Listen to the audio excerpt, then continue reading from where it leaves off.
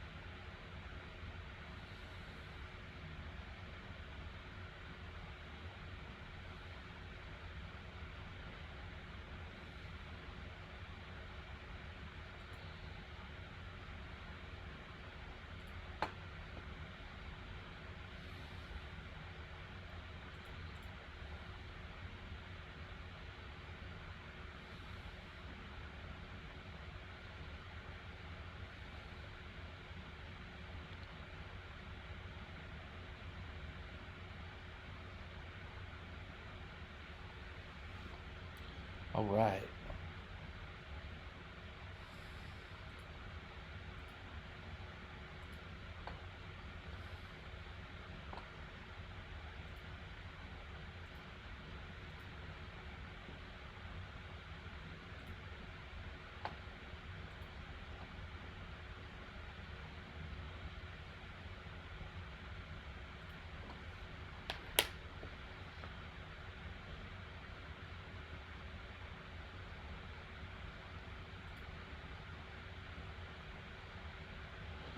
When I check out, I just accepted a friend request. I'm gonna check out that friend request when I'm offline because and understanding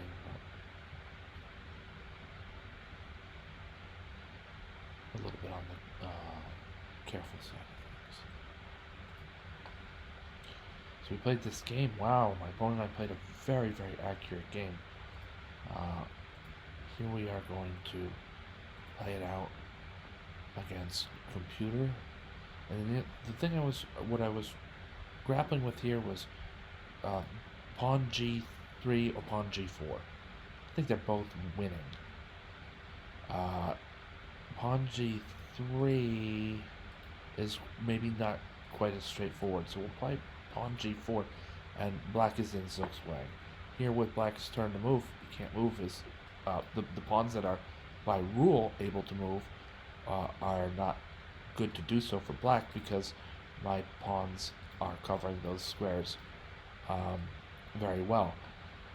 And his king has a number of squares to which he simply cannot move because of the rules of chess. And so, you know, king to d6 is almost forced. King to d6, and now the simplest way to proceed would be maybe pawn to f4.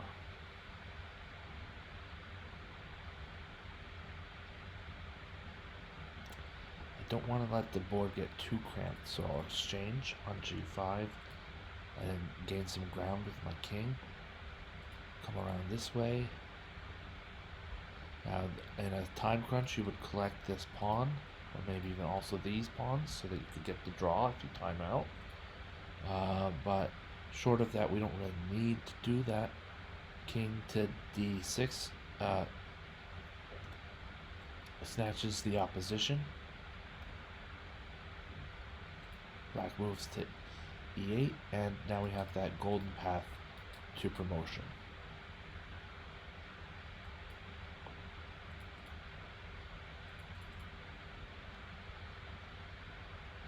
Alright. So I'm just going to make sure that my opponent doesn't have any way to stalemate me. We have a pawn on, or black has a pawn on b6 that would be able to make it very difficult to stalemate because I'll just not capture the pawn after pawn to b5. Alright, and he can march down. He has a number of moves before white's worried about stalemate, so we'll take that into consideration here.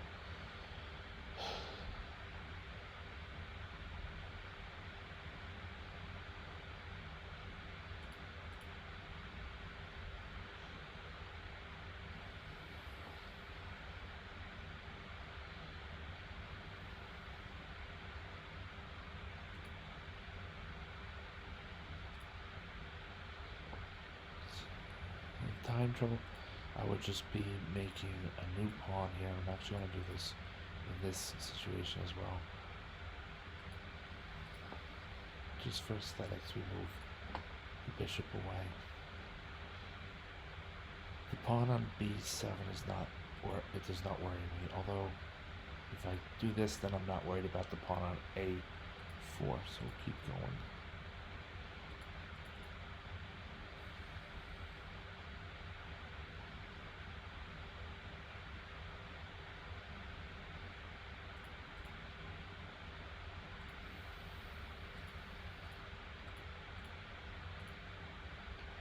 Alright, there's the checkmate. Let's check the accuracy. I know it's going to be good. Great game. My hat's off to you. With a difficult name to pronounce.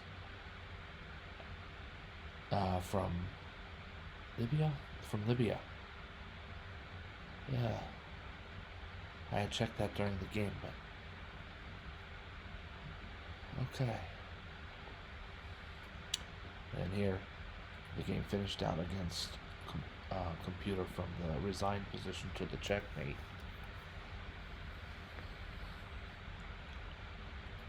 And when we're finished, I'm going to review this game in quite a bit of detail. And when I'm finished with that, that'll be it for this session.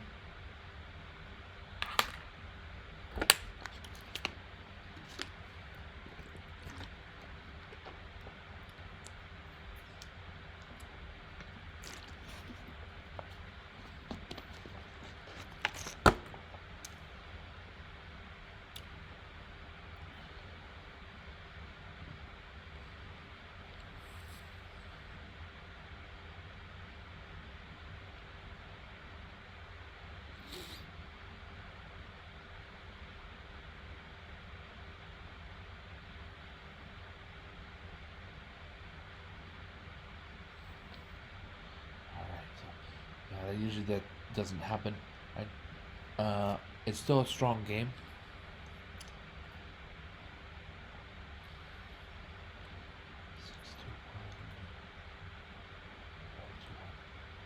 But this plays the game out all the way to checkmate, and we're gonna review the game as it were, and then maybe just go briefly over the checkmate I just composed, because I already composed it right in front of y'all, or right in view of the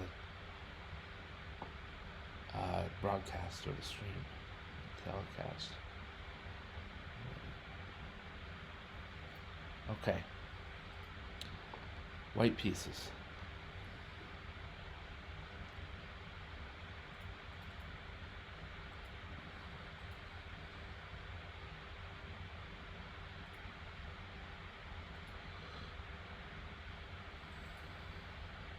So we played into this opening that is the they call it the English Four Knights, I think. Is that real? It might be known as the English Four Knights. And pieces are developing just to normal developing squares within the English opening, which is, like I've said, it really plays as a system, guys. Pawns on c4 and e4, knights towards the center. White's kingside bishop will be passive, or a bad bishop behind his own pawns, but and technically a bad bishop, and technically passive is still a good bishop in terms of reality land, because it prevents pins against your f3 knight, and you have this nice battery on d1 and e2. So the move bishop to e2 does not concede anything. This is just a strong move, a little bit in the passive way. Makes way for castling and so on. So don't be too worried about that this bishop is behind its own color. He will free himself in the course of most games like this. So we have this system, again going back, we have this system of pawns on c4 and e4, knights towards the center, bishop on e2 with the battery of the queen who has not yet moved on d1, and soon enough we usually are going to play d3 and then bishop to e3, bishop to g5, or bishop to d2, with a lot of flexibility in where to place white's dark squared bishop. There's even the possibility of pawn to b3 and bishop to b2 for almost a fianchettoed deployment. Just a second, folks.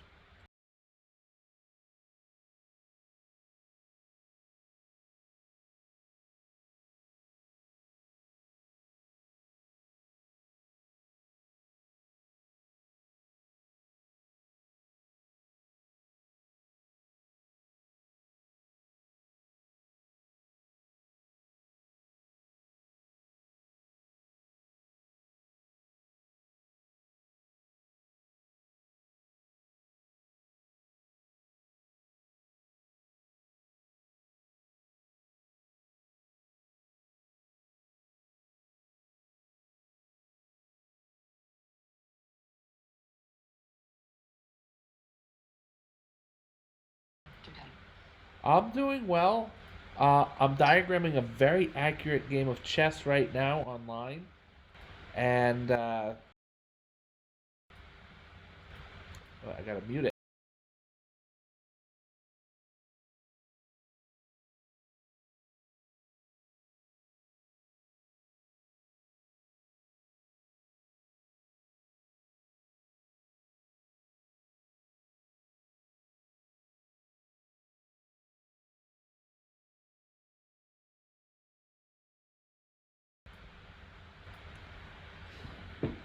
All right. Um, yeah. So this flank idea of bishop to b2 is appropriate sometimes as well. This is not a bad placement for the dark squared bishop. Pawn to d3. Uh, queen. This is a good move. The queen with the comes here to pin the c3 knight. I think I found a good counter in bishop to d2, and my opponent had to go right back to the starting square. So I got to develop bishop d2 for nothing, and it's white's turn to move. So sort of springboarding off of that, you see that black's pieces, a lot of them are still flat-footed. White's pieces are out and about, you know. So white has some more aggressive pieces and more developed pieces. Bishop to e6 is fine, that's good.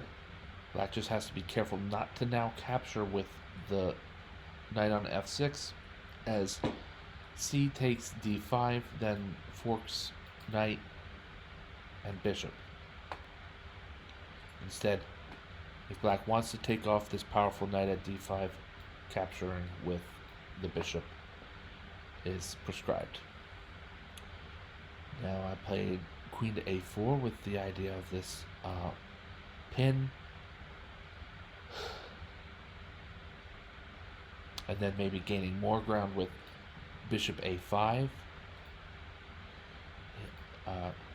attacking the queen, and perhaps if she moves, depending on a lot of things, then knight to d7 check, picking up the exchange on a8 with knight takes a8 to follow wherever the king may go.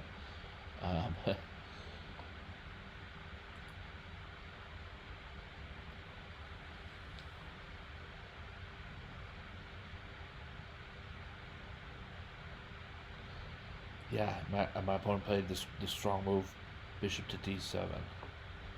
I want to take a look. Is that how many other moves actually save this position? Okay, so quite a few, but my opponent played the strongest, bishop to d7, queen to a3, knight takes d5, and we're kicking a knight here in a strong way with c takes d5. The knight comes to d4, very strong square, and of course I'm taking that knight off. I cannot allow that knight to just sit there on an outpost. My opponent captures towards the center with the my opponent captures with its e pawn, and this strange interwoven pawn structure is actually strong in terms of the pawns themselves for both sides. These pawns are protecting each other and are shielded from attacks by rooks and queens and so on by the very nature of how they're placed. Pawn to b4, bishop takes b4. Now, I calculated here. This is one of those moments I come across in a while where I really have to pat myself on the back, because my calculations here were concrete and good and really led to the win out of a position that is even materially, even in a lot of ways. Torch 4 sees this as better for white by a full pawn, but I kind of said, you know what, I'm gonna find that full pawn, and after it's what black's turn to move. Though after bishop to c8, then rook to c1 is strong because of I don't know how it is, but I played bishop to a5 expecting to be met with pawn to b6. It's just you make this move and you're almost sure your opponent's going to play pawn to b6. Other moves seem like black could do better, so pawn to b6. Oh, I'm putting my pawn on b6. I'm kicking a bishop and earning some tempo. Now my light squared bishop can come to this fianchetto type position. It's a natural move. Pawn to b6 is the natural follow-up. The problem with pawn to b6 is, as we saw in the game, bishop b4. And why that? Because now if bishop to b7,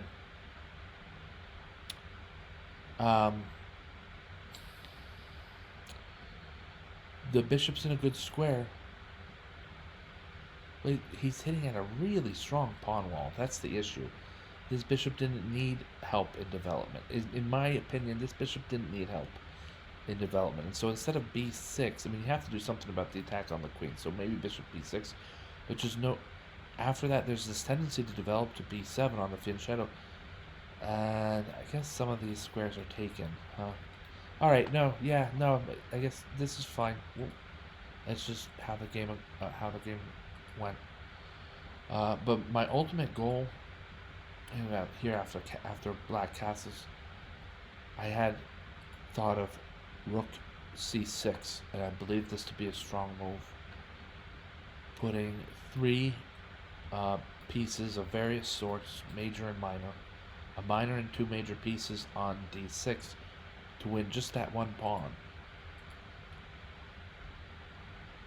It looks like I might have misstepped, but the complications led to bishop takes c6, and now white has the winning move. Bishop takes b7.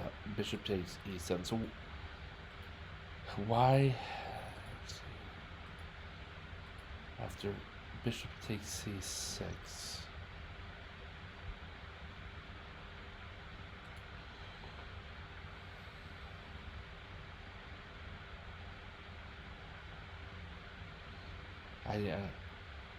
Bishop takes d6 is the winning move for black.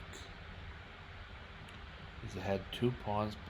I'm pretty sure white can play rook takes d6.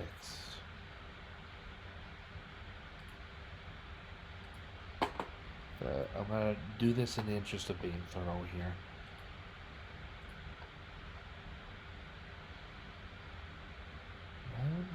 See this? Okay. The rook is pinned well enough that my queen's behind.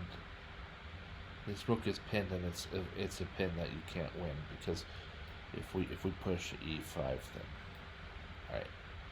Well, both my opponent and I missed that tactic in the course of the game, as it were.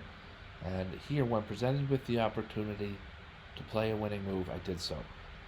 Bishop takes e7, attacking two major pieces. Queen moves, rook's gone, rook takes, bishop's gone. It's got this bishop at the end here, sort of like the kicker on the, what is the last one? The river card. In Texas, this is like the kicker winning on the river.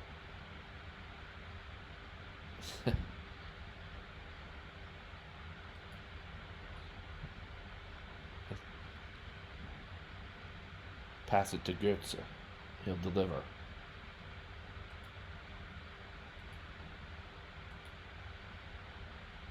Right.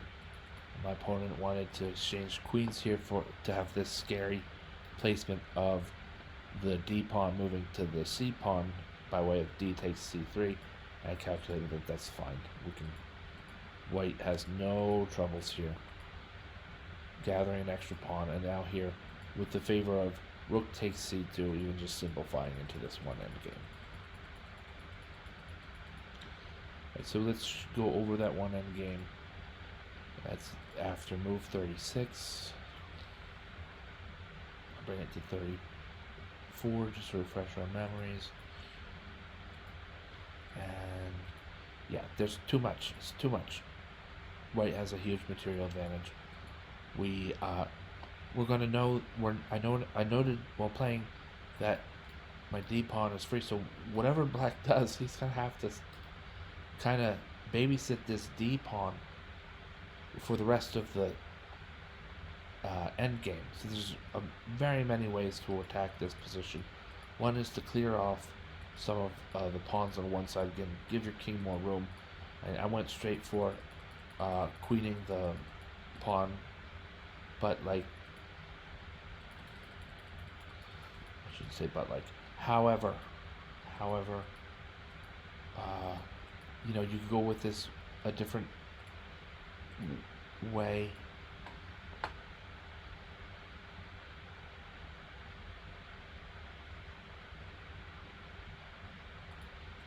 I mean, if you want to just collect all the pawns, that's another way. Sometimes that way is good in time pressure.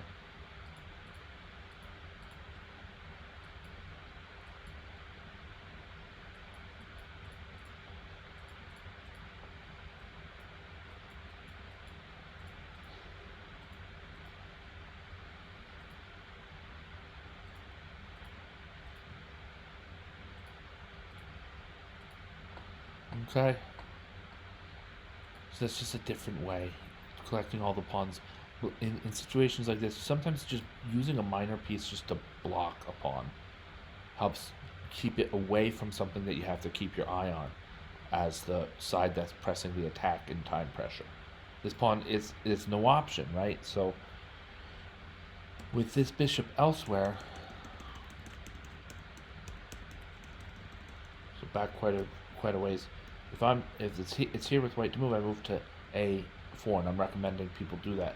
If I keep the bishop on c2 with clock, with enough on the clock, I should be saying clock. With clock, this is fine. With clock pressure or extreme clock pressure, or if you're even pre-moving as white, this is not that good. You definitely want to move bishop to a4 in those circumstances. Let's say I push this pawn, I have to, I'm going to make a queen, and I am, but I'm constantly keeping an eye on when this pawn is moved so that I can lay down the sacrificial bishop takes a4. Right? That my opponent, in his last hopes, he only has to mine 2 pieces. So he's going to say, okay, now would be good, and push that pawn. And if I could be in the middle of a pre-move that doesn't take that move into account or something. So just a little bit of things. Sometimes blocking a pawn in time trouble is very valuable.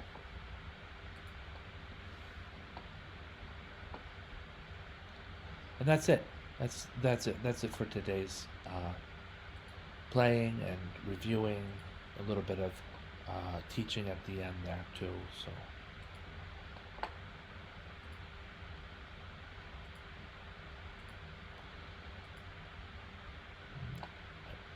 Who knows me that's watching, but I have a PhD, so I'm allowed to teach, among other great things. I worked very hard and I earned a PhD.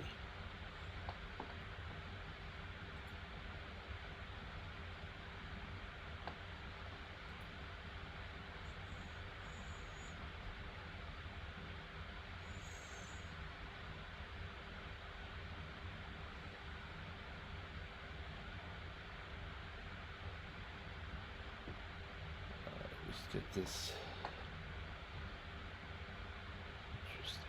Interesting. Okay. Thank you for watching. Thank you, Gravitrons. I'm More Gravity. Have a great night.